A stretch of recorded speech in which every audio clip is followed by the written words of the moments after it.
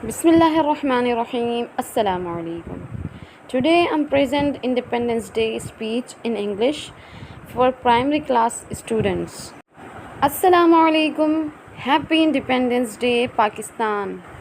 Respectable principal, worthy teachers, my dear colleagues, brothers and sisters. Happy Independence to you. As we all know, we are gathered here to celebrate the independence of Pakistan.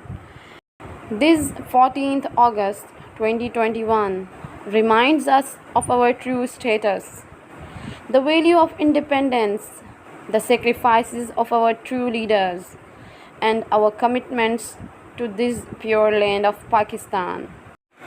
Dear friends, independence is not a little thing.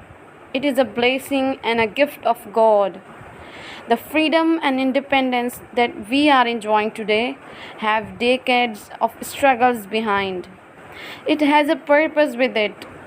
Thanks to the efforts and struggles of those true sincere leaders, we are free today. Respected all, as we gather today, we have to think about the fact that we have been doing not good and not enough to protect our independence. Our motherland is surrounded by multiple problems. We should think of today and work for tomorrow.